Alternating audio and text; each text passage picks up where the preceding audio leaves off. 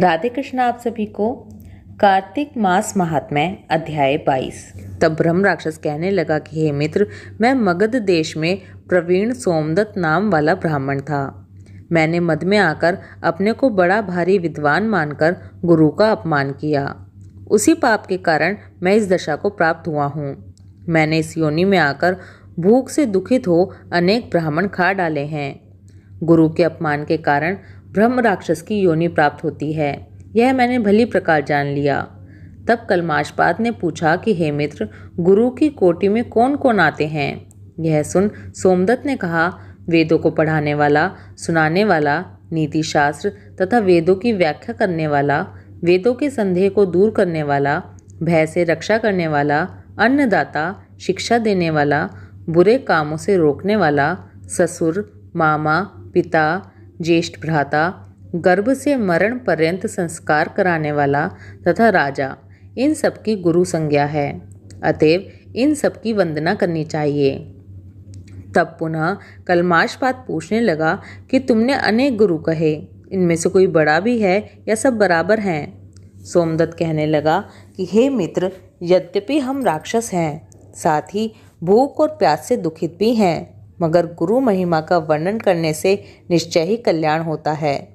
यद्यपि सब गुरु बराबर हैं, फिर भी इस संबंध में शास्त्रों की व्याख्या सुनो।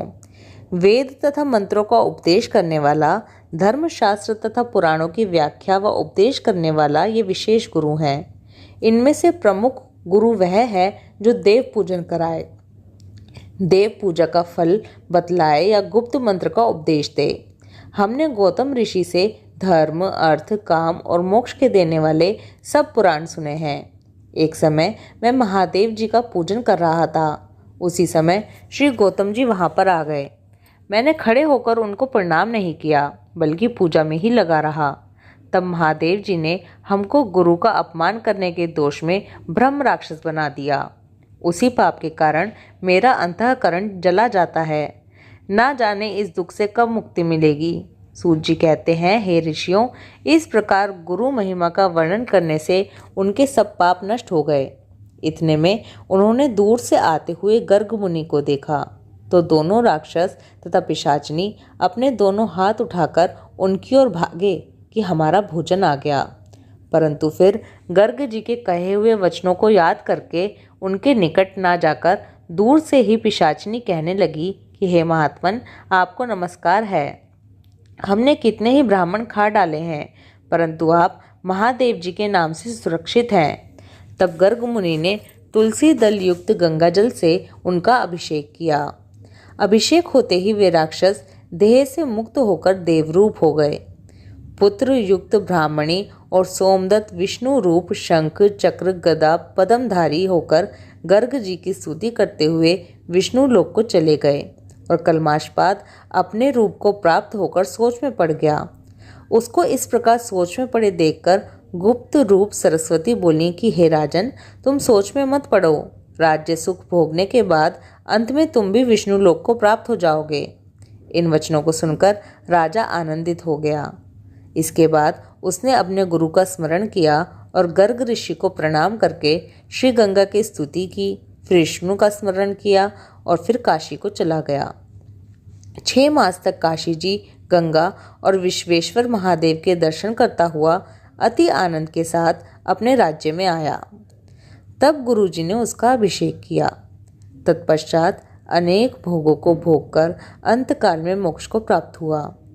सूत जी ऋषियों से कहते हैं कि इसमें आश्चर्य जैसी कोई बात नहीं। भगवान का गुणगान करने तथा काशी के सेवन से मनुष्य को अवश्य मोक्ष प्राप्त हो जाता है। गंगा के स्नान से मनुष्य के करोड़ों जन्म के पाप दूर हो जाते हैं। राजा पृथु नारद जी से पूछने लगे कि हे नारद जी, सब गोपियों में राधा जी ही श्री कृष्ण जी को अधिक प्रिय क्यों हैं तथा कार्तिक मास में भगवान के साथ उन्हीं की पूजा क्यों होती है? ये सब कथा विस्तार पूर्वक सुनाइए। तब नारद जी कहने लगे कि पहले मनवंतर में पांचाल देश में प्राचीन वीही नाम का राजा था।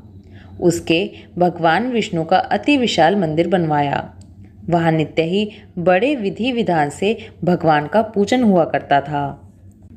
उसी गांव में एक अत्यंत सुंदर एक स्त्री प्रेम में विह्वल हो भगवान के सामने बड़ा ही मोहक नृत्य किया करती थी।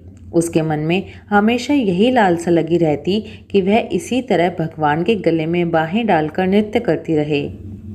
एक दिन उसने अपना समस्त धन लाकर गरीबों में बांट दिया और उसी मनोरथ में अपने प्राण त्याग दिए। दूसरे जन्म में वो अति सुंदर देवांगना बनी। उस देवांगना का नाम चंद्रकीर्ति था। एक दिन चंद्रकीर्ति दर्पण में अपना अद्भुत रूप लावण्य देखकर मन ही मन कहने लगी कि सिवाय भगवान के मेरा और कोई पति नहीं हो सकता। ऐसा विचार कर भगवान की मूर्ति में अपना मन लगाकर नृत्य करने लगी। वो हर समय भगवान के ध्यान में ही लगी रहती, उन्हें रिझाती उनके सामने नृत्य किया करती थी। उसके मनसा वाचा कर्मा हर समय भगवान का ही ध्यान रहा करता था। कुछ समय के पश्चात दैत्यों से दुखी होकर समस्त देवता ब्रह्मा जी की शरण में गए। तब ब्रह्मा जी ने भगवान विष्णु के कृष्ण अवतार लेने का संपूर्ण वृतांत देवताओं को सुनाया और उनको आज्ञा दी कि देवता ग्वाल बाल और देवांगनाएं गोपियों के रूप में जन्म लेकर भगवान की सेवा करें। चंद्रकीर्ति जो देवांगना के रूप में थी, ब्रह्मा जी से प्रार्थना करके बोली कि हे ब्रह्मा जी, आपको मेरे पूर्व जन्म का भान है। ये समय मेरे मनोरथ पूर्ण होने का है। कृपया आज्ञा दें जिससे मैं भगवान के साथ नृत्य कर सकूं। तब ब्रह्मा जी उसकी प्रार्थना और उसके भगवान के प्रति प्रेम से प्रसन्न होकर उसको वरदान देने लगे।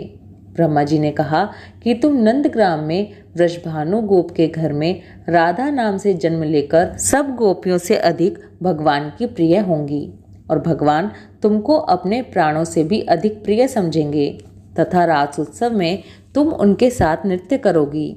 इस प्रकार तुम्हारा पूर्व मनोरथ पूर्ण होगा। नारद जी कहते हैं, सो ब्रह्मा जी के वचनों को सत्य करने के लिए भगवान ने श्री कृष्ण अवतार में राधा जी के साथ रासोत्सव में नृत्य किया और उनको प्राणों से भी अधिक प्रिय समझा। कार्तिक मास महात्म्य अध्याय 22 समाप्त। ओम नमो भगवते वासुदेवाय। राधे कृष्णा।